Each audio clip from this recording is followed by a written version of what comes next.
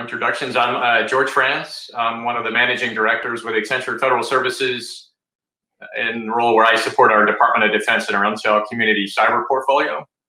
And so welcome to this Fireside, I guess more of a monitor side chat with Lieutenant General Tim Haugh, who is commander of 16th Air Force. I am going to introduce what 16th Air Force does because it's pretty impressive and it's important to frame. So 16th Air Force conducts global intelligence, surveillance, and reconnaissance, cyberspace operations, electromagnetic warfare, and information operations, They operate and defend the Air Force network. General Haugh and his command, he serves as the service cryptologic component responsible to the National Security Agency, Central Security Service on behalf of both the Air Force and Space Force. General Haugh is also the service component to the U.S. Cyber Command, and he also commands Joint Force Headquarters Cyber Air Force. So you can see, pretty busy leader, and so we appreciate you taking the time this morning, sir, to speak with us. Also, in way of introducing General Haugh, it's no exaggeration or embellishment to say that he is the most experienced operational commander in the DoD, having commanded cyber operational units at the squadron level, as a Joint Task Force Deputy Commander, National Mission Force Commander, and now is the Numbered Air Force and AF Cyber Commander. Now, I last worked with Tim on active duty when he was the Deputy for Joint Task Force Ares, where he led and really drove what was then the most complex cyberspace operation that U.S. Cybercom had ever conducted to counter ISIS on-net messaging and recruiting. And is kind of really the brilliant leader who drove that mission and pressed the envelope. He pressed the national command decision makers to provide the freedom of maneuver in cyberspace that we really needed to counter this global threat. And I think a lot of the work that General Haugh led and General Nakasone and that team, they really set conditions for what's become the strategy for persistent engagement in cyberspace. So a really framing operation. So with that, sir, welcome to Supernova. Thank you very much for being with us today. And if I could, I'd like to just ask you for a brief introduction of 16th Air Force. So thank you, sir. Awesome. It's an awesome day, any day to spend time with General Franz, and really appreciative of the forum today that we can talk a little bit about what 16th Air Force is doing. So General Franz gave the overview of the missions that we're doing. When the Secretary of the Air Force decided to stand up 16th Air Force last October, really the biggest challenge that she laid in front of us was how do we integrate across all those roles and missions? And how do we leverage and create synergy between things that we had at times intentionally stovepipe between our intelligence, enterprise, things that we do in targeting, our cyber forces, and our electronic warfare. How do we integrate that in a more effective way to meet what the demands were from the National Defense Strategy? And in a lot of ways, what 16th Air Force is intended to do is to be that force that in the National Defense Strategy, it describes a conflict continuum that starts in competition and then extends through conflict if we're unsuccessful to manage the competitive phase. We're really that competition force. And we organized ourselves around 3 different lines of effort, which was to generate insights, to compete now, setting an expectation that if our adversary is doing something that's malign against the United States or against one of our allies, being able to take action in the competitive space, but also being prepared to manage escalation if we are called into a conflict, to bring all of our resources to bear. So we'll talk a lot about the things that we do from an intelligence standpoint, also in terms of offensive and defensive cyberspace operations, areas that I think will also be really relevant to the team that's assembled today will be how we're running all the Air Force networks, whether that be our unclassified networks or all the series of classified networks that we have in our Air Force. We've now consolidated them in 16th Air Force under one wing so that we can also be able to be more effective in doing lessons learned across all of those in terms of being secure and defending as we go forward. A couple other missions that we're really proud of in 16th Air Force one is that we're also responsible for providing global weather. And we made a decision as an Air Force to bring the Air Force's weather wing into 16th Air Force, and it was a brilliant decision by our Air Force senior leaders because we found that they were an organization that does assessments every day on big data. They run high performance computing centers, and they also have a group of cyber professionals that have a software factory to rapidly turn new capabilities. And that synergy what we're seeing across 16th Air Force of those roles and missions that are happening at our squadron level has really been powerful. And those are things we can talk more about as we go through of how we're getting and seeing lateral coordination across all of our various roles and missions of the 44,000 airmen that are assigned to 16th Air Force in our 10 wings and 178 squadrons. So with that, George, looking forward to the conversation. Hey, sir, thanks for the introduction. So I'll start off with a question. You're less than a year into the stand-up of 16th Air Force, and I'll be honest, I was corrected by your staff when I categorized that as a combination of 24th and 25th, and they very quickly corrected me that that is not at all what you're doing. So I would ask you, what would you describe as your greatest success with the stand-up of the Information Warfare Numbered Air Force? Is that unique new construct that you just described? What kind of challenges and opportunities have you identified that you didn't foresee? Again, just given the scope of your mission. And I think, where do you see the greatest potential for revolutionary kind of change in operations? And you just described an interesting vignette about integration of the weather into your mission and the characteristics around how you approach that as a big data analytics platform. Interesting. So just a few minutes on where you are with the stand-up and where you see greatest opportunities and challenge. And thanks for that, George, because what we have really emphasized as part of the culture of 16th Air Force is we are a new organization. So that we did take resources from predecessor organizations that were incredibly successful, but we're being asked to do something slightly different than both of those organizations, which is really about information warfare and how we compete. And I think the biggest success that we've seen thus far is really in the stand-up of the organization. We were just declared fully operational capable on Monday by General Holmes, who's the commander of Air Combat Command. And a lot of that was built on the work that has occurred in our headquarters to create a staff that is now integrating these functions. And we've really built that staff, and we have a component side of our staff that is really organized as a joint task force using very standard joint terminology. And then we have an air staff. So we have an A staff that is the enabler, that's linking our organized, trained, and equipped resources. We've built that out. Our Air Force has approved this structure, and that's allowing us now to start to move out faster. We've also consolidated 2 op centers into a single op center to drive all of our operational force. And as we've moved through that, it's started to expose opportunities. So I think getting the staff and allowing us to now take things that we've had to do very manually and do very personally to get into normalized executable processes. And what we think is the areas that we're starting to see the biggest emphasis is we've spent a lot of time with Lieutenant General Steve Fogarty, who's the Army Cyber Commander, and really has been a mentor for us in talking through some of the information warfare components of this. Is we're really emphasizing publicly disclosing adversary activity and being able to expose to the world what adversaries are doing. And in doing so, force them to now acknowledge that and respond to it. And there are areas that we're starting to see some early success. We started some of this with our partnership with U.S. Cyber Command, but we're seeing it now with many combatant commanders that are really moving out in the information environment. And that's the area that gives us the most, I think, real opportunity to move quickly to meet the expectations of the National Defense Strategy. One of our biggest challenges has been really being able to articulate to airmen that they are now an outcome producer. And if you're an intelligence airman today that is providing intelligence, potentially could be based off of our ISR aircraft that we're flying near Russia or in the Black Sea or in Afghanistan or in Iraq, they may be part of the ability to publicly disclose something that really forces one of our adversaries to have to respond to that, and also to build the case that is supportive of something that might be ongoing in the Department of State, in the Department of Justice, or within the FBI or Homeland Security. And we're seeing those pieces come together. Right now, we're having to encourage everybody that you are part of the outcome producing side of now what is information warfare in our enterprise. And you can see it happening, and we're seeing it grow. Now we want to just be able to unleash all those airmen to be able to do that on a very routine basis.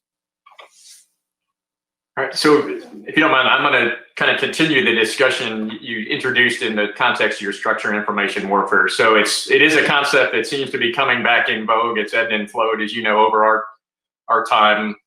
And really, after a hiatus from the warfighting, let's kind of back in. So can you just a little bit further describe your approach, how you're approaching information warfare, and then what would you say are the biggest misconceptions, challenges and misconceptions you have around information warfare, if you would? Well, from our perspective, so there's probably two sides to this. And for everybody that if anybody happens to be a doctrine type of focused individual, we've spent a lot of time on definitions, and where we're starting to see emerge is some really good discussion for us, which is what do operations in the information environment look like? We're looking at information warfare as our strategy to integrate all of these capabilities, but we want to produce outcomes in the information environment. And the methodology that our team is really building upon is an idea of convergence and being able to converge all of our capabilities around a series of thoughts. And those are that as we look at this in the future, in the way that we've looked at a lot of how we've approached adversaries in the past, it's been about a geographic spot on the ground. We've organized almost all of our intelligence apparatus to find an adversary, and we really were very centered on geography. And in the information environment, that becomes less important. Whether we're talking about cloud architectures, hybrid cloud, how adversaries move in and out of their own communication structures, those things now become, how do we look at data that is available to us across all of our roles and missions that we're authorized to see, that we're ensuring we're in compliance with the law, our values, our civil liberties as we approach that, and then apply all of our authorities to be able to converge on a problem. So as opposed to in the past, we were really looking at a spot on the ground. Now we're being given really hard problems from either combatant commanders or the intelligence community to solve.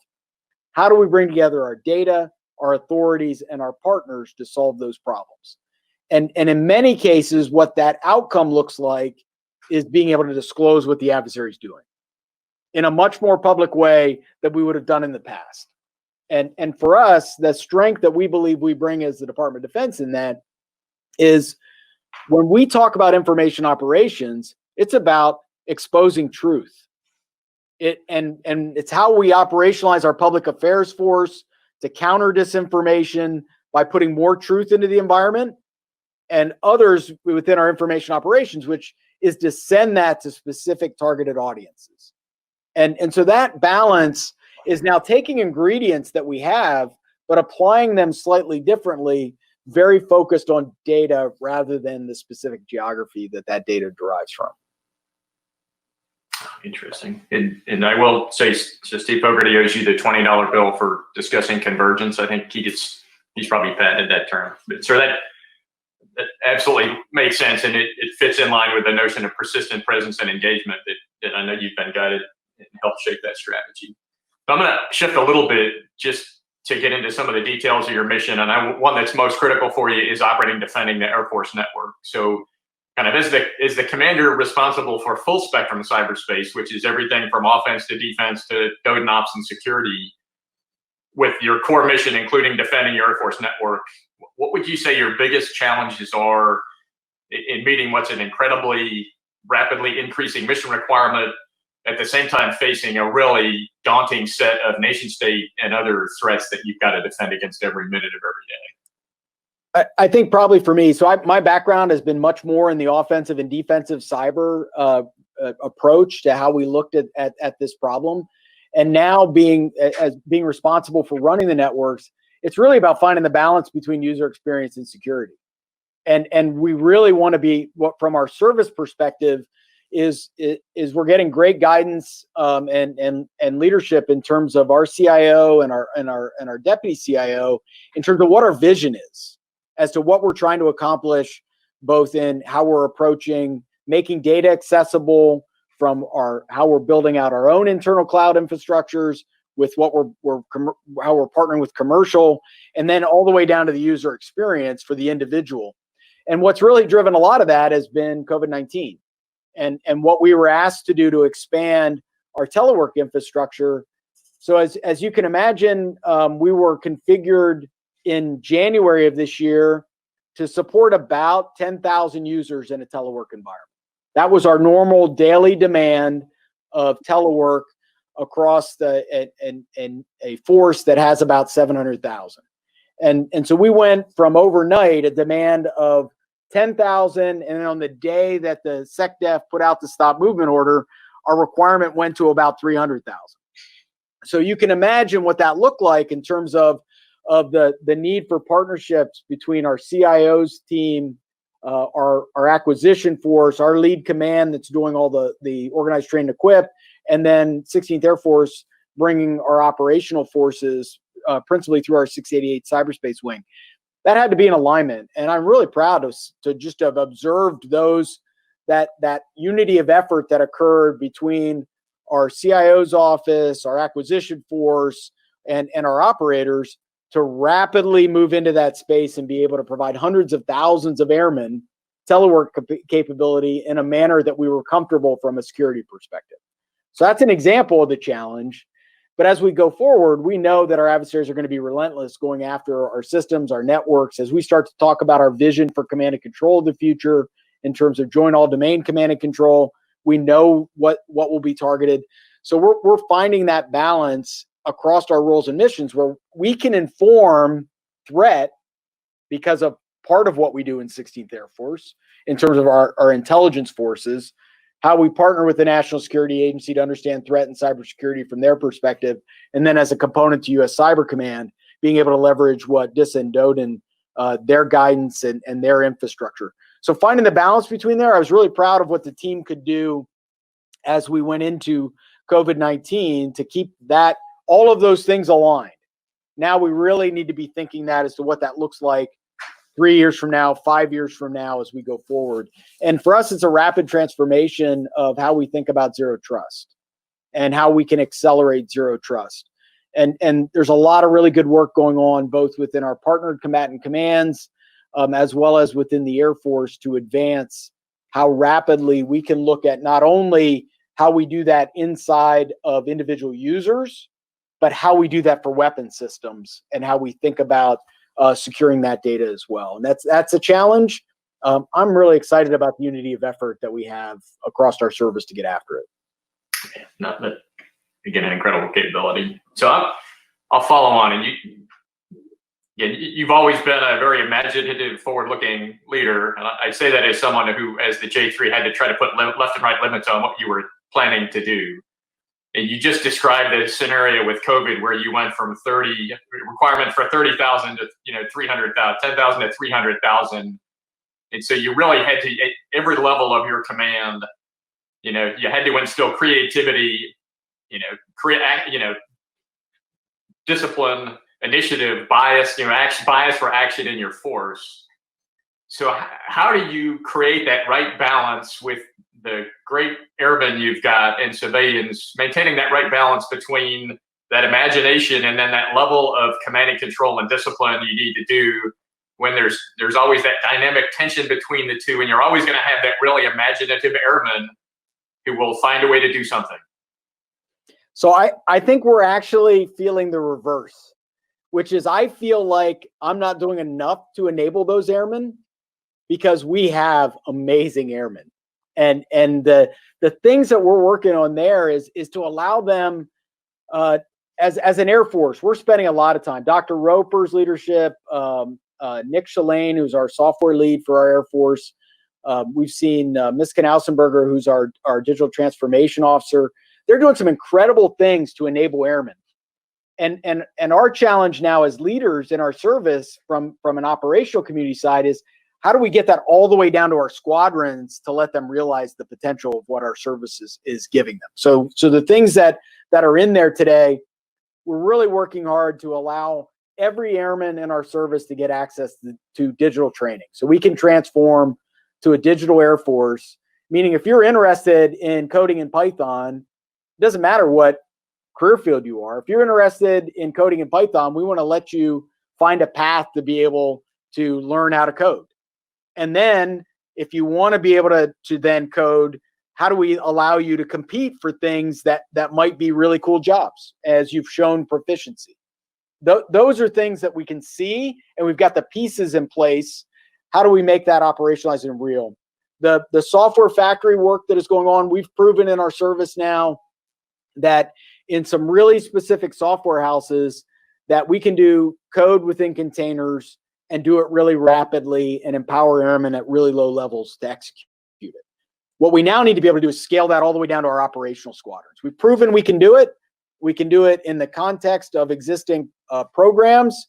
Now, how do we allow, if you're at a squadron that does targeting for really all the combatant commands, and you have a solution that you could script and install, how do we put them in an environment that allows them to script? They get some sort of automated validation of that code, and they can deploy that code without impacting the underlying system.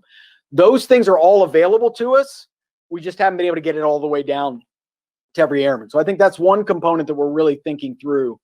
The other areas that are natural in our service that we're trying to encourage, weapons and tactics for us, we look at doctrine differently than the Army. Normally, the Army writes the doctrine and organizes the doctrine and then executes against the doctrine. We sometimes read doctrine. What we really read is, what is the current tactic? What is the most current employment of a capability? And then who can make it better? We do that through our tactics process, and we rapidly spin that tactic back into our force. And so that's one we're trying to feed that and use those existing processes so that we can accelerate their innovation. So I think at this point, we've got a good balance. The area that we're how we manage it, back to your original question, which is how we manage it today is it in our fence line or is it not? So meaning, is it something where the risk that we're bearing is within the Air Force or within one of our wings? We want to power that down to whatever's the most appropriate level to assess the risk. If we're bringing risk to other entities or to missions that have been assigned by General Nakasone, that obviously brings a little bit different flavor as to who makes the risk calculus decision and how far we take that innovation and what level of testing is required before we do it. So we're trying to find that balance as we go, but it's pretty exciting to watch the capabilities that our airmen are either leveraging from the intelligence community or what now our Air Force is starting to power down to them to be able to move faster. Yeah, that obviously makes great sense. We talked a lot about this notion of, in this domain, the bottom up. The talent is really at the edge. It's the young airman who really has that creative idea. We saw it happen during, Glowing Symphony with the counter-ISIS force. The great ideas were generated by the operators who really had the visibility, and it crossed all areas. So that clearly does. So I'm going to dive a little bit deeper into the information warfare category. So at 16th Air Force, and it also gives you a chance to maybe just riff a little bit, talk a little bit more about how you see convergence. But how do you see the intersection of cyberspace ops with information warfare? And I guess that's part of that convergence discussion. Again, where do you see the greatest opportunities to affect national security in the IW mission? And then the other thing I would ask, and you described this a little bit, but where do you see the greatest misconceptions about what cyberspace operations really truly are? So I think first, I'll come back to I'll put it in the context of General Nakasone's strategy. So if we look at what he has laid out from a cyberspace perspective, the department said defend forward is our strategy. Being able to put the Department of Defense outside our borders of the United States to defend our nation in cyberspace in a number of different ways.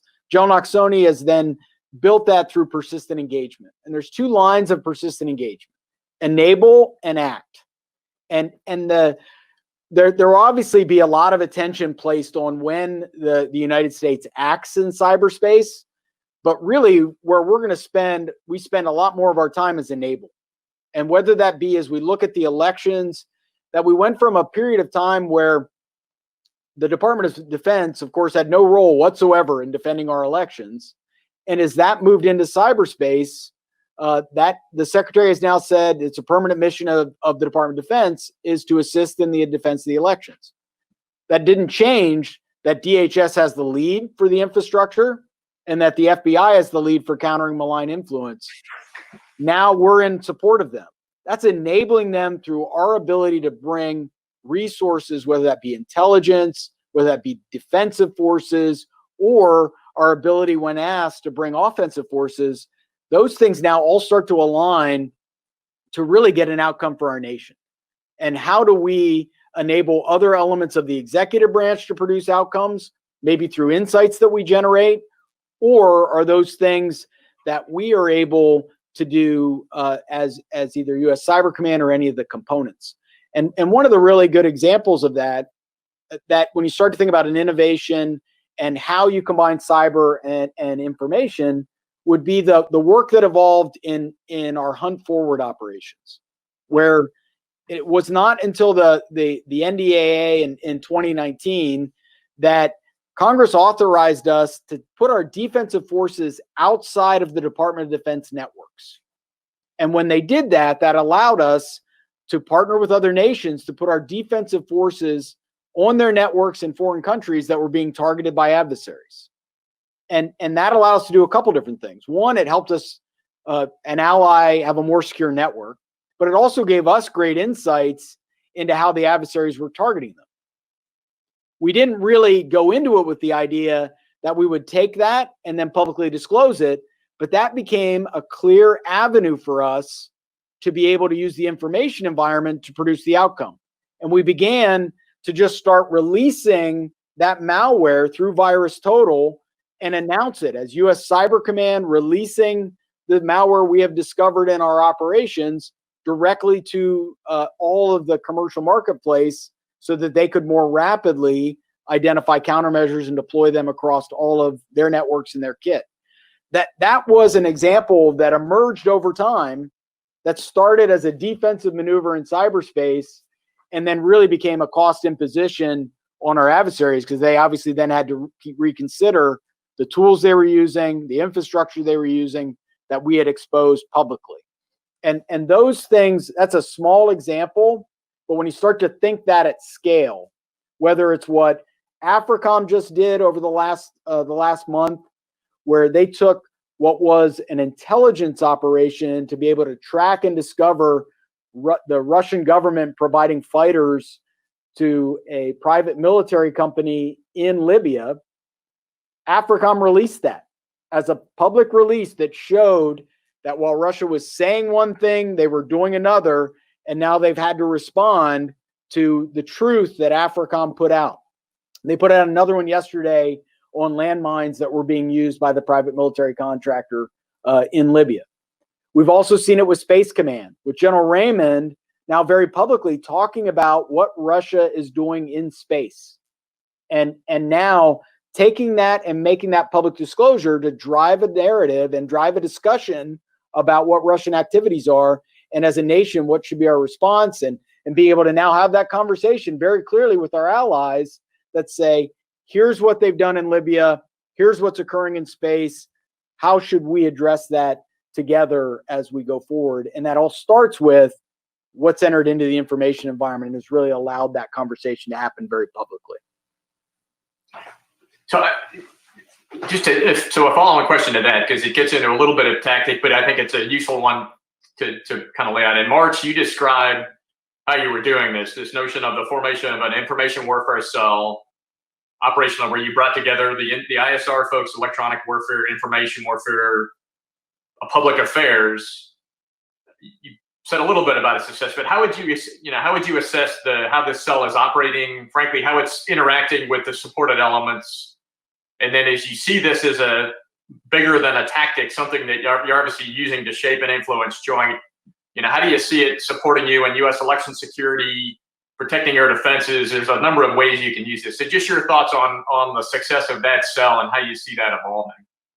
Well, we think it's pretty foundational to everything that we're going to do. Is that when the Air Force told us that we were going to be an information warfare focused organization, clearly we had to invest in the ability to plan and think our way through how we're going to do ops in the information environment. And so we stood up this cell. We have a colonel that's in charge of it. And we've really been able to now allow him to build relationships with all of, and within our normal organization structures. Information operations occurs within a J39, within our operations directorate. And now that we've established a J39, he has peers across the globe that are working the same thing. So that starts with building relationships, which we've been really successful at doing with both air components and with combatant commands. The other thing we wanted to do is start to put in expertise inside there of individuals that understood from public affairs to be able to understand what's occurring in the information environment and also how to engage from within public affairs channels, ensuring that we're doing the right things, that we're putting our name to and communicating as an element of the U.S. government, consistent with what the Secretary has asked us to do, and then bringing in other experts from an intelligence standpoint, cyber, EW, and then also IO. Having them all together has really been beneficial for us to allow them to also connect to all those elements in our enterprise. We're a large organization that has a lot of experts that we put in a number of locations around the globe to support all the combatant commanders. We want to be able to draw their expertise in to also help and assist as we think through new concepts and new ideas. We've been successful with that. We've initially focused on how we support General Nakasone as his component. We've wanted to bring that ingredient together first to be able to focus on election defense. And much of that is, how do we inform FBI? How do we inform DHS and allow them to be successful? But we're also building a really good relationship with the Department of State. Their Global Engagement Center has done a really good job of starting to put information out in the public domain that is exposing what our adversary is doing in the information environment. And we want to be a good partner with them and help them meet their mission success that Secretary Pompeo has asked them to do. Another area that we spent some time with that team is we wanted to educate our own force.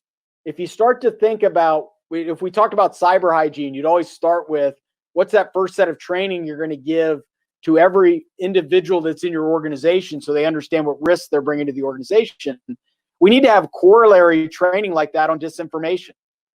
As Americans today, we are the weak spot. Every individual that is passing disinformation that we see in social media, and whether that gets passed as truth. So what we wanted to do is, we obviously can't solve that for America. This is from a society perspective. We're going to continue to get smarter and smarter at validating information that we forward, but we do have an obligation to train our airmen. And we wanted to provide information to all the commanders in our service. This is what disinformation looks like. This is how you can validate data. This is how you fact check a source of that data. And please, airmen, don't be a part of this problem.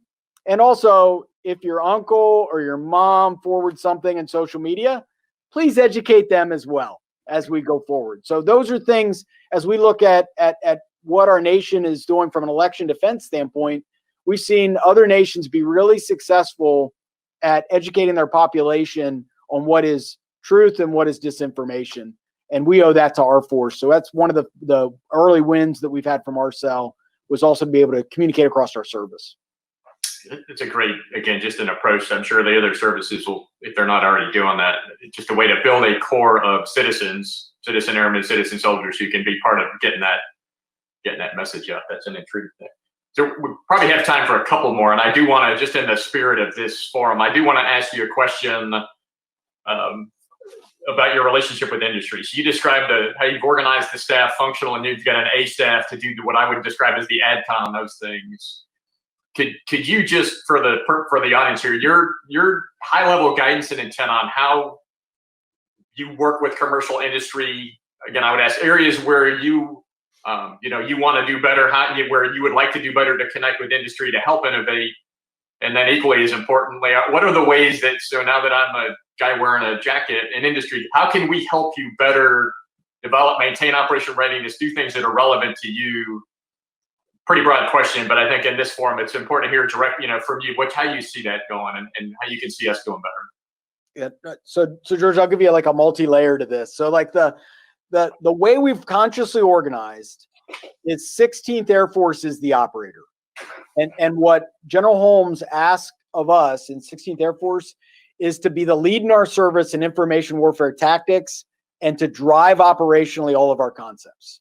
So from that perspective, we are the operator of the kit our Air Force delivers to us. So that's our start point, is that we get to be the operationally demanding customer of our acquisition force and of our higher headquarters that's out there working the dollars, the budgets, the contracts, those type of things. So that's the small picture. Now, when I talk with my higher headquarters, which is Air Combat Command, they're asking us the same question because they're really trying to make sure we're equipped with the right kit and how we think about these things. And that partnership has been really good. So where the things that now start to cross lines as to how we're thinking about it, in one bin, we have the Air Force doing risk reduction activities in enterprise as a service. So we now have multiple vendors that are taking over infrastructure across the Air Force. So one, I need a partnership with every one of them because they're now operators within our network. So I'm still responsible for their successful execution for users and security and defense, but they're clearly an independent entity on their own network. And so that's a new relationship. How do we partner to be able to ensure that we're meeting every expectation from a user and from General Knox-Sony, who's telling me these are your expectations from our security and our defense? And that's a partnership that's going to continue to evolve across an increasing number of vendors as we go forward. So how do we partner on information sharing? This is a great opportunity for us. How do we think about what information sharing looks like in a way that's enabling their defense and ensuring that we're not more vulnerable to a weapon system, any part of the elements of the defense industrial base that touch any of those networks? So that's one area that's really in front of us today, that as we accelerate into enterprise as a service, how do we do that? The next area that really we're spending a lot of time on is how we are growing from our hybrid cloud infrastructure. Clearly partnered with industry, but applications being driven by government, and how we think about securing that data.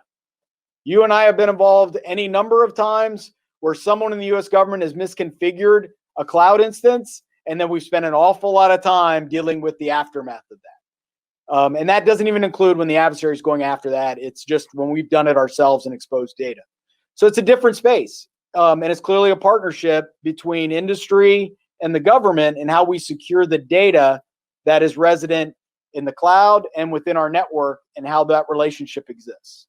So for us, we're spending a significant amount of time thinking through what role should software-defined perimeters have for us versus leveraging capability that would be in any of the individual vendors' cloud instances that are being part of that. And what's that menu look like in between there that brings strength as we're moving portions of our network to one series of vendors? We're also having our data that is in multiple cloud instances in a hybrid fashion. How do we defend that at a user level and an attribute level as all of that's in motion is a partnership that we want to, we certainly don't want to be deeply lagging industry's best practice, but we also recognize we got to train a force that is pretty large on how we change the implementation of those technologies. So that's one. The second area that we spent a lot of time on this year is probably very representative of a lot of industry that's running big networks.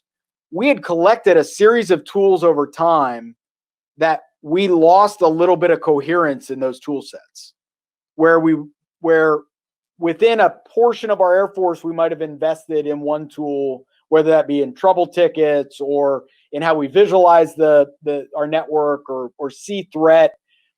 And so we've spent a lot of time over the last year reducing the number of tools that we're providing to our operators from a defensive perspective. We want our operators to be great at what they do. We're big believers from a Daniel Pink perspective in autonomy, mastery, and purpose. You're not a master of 66 tools simultaneously. We really need them to be experts in whatever we're asking them to do. But our ability to be agile in training, our ability to then think about what industry best practices are much more honed if we're focused. And so those are things that all those things are disparate activities that we're working through simultaneously as we're trying to accelerate and improve user experience while ensuring security. All right. Sure. And again, this could be a conversation we could have for days, but I appreciate. So just as to wrap up, again, you've covered, we forced you to cover a lot of ground. And again, these are conversations I know you could talk for hours on each topic just because you've got that kind of depth. So what I would ask her, if you have some kind of closing remarks, guidance for those of us on net who are we're here to help. And just, I can speak for etc. I can speak for my teammates out here. We really want to do the right things. We want to help you meet your intent. So just some closing thoughts on how we can do that. Just some kind of parting shots, if you will, as we close out this afternoon. I would say first, thanks for the time today. Any conversation with Major General Franz is a good conversation. The fact that we had a whole other people to get to listen into that was a different experience. But where I think we are right now is we're pretty excited with what the Air Force has asked us to do, because we know we've got airmen that are ready to take on the challenge. We've seen convergence start to happen in our enterprise, and we know we'll be able to accelerate and really realize the strategy that General Nakasone has given us while meeting the expectations of air components. And that's the area we didn't really talk a lot about today. Is we have a lot of responsibilities to all the air components across our service, while we're also focused on meeting combatant command's needs. And we think at the beginning of that, really what's at the center of that nexus, is our ability to understand the adversary.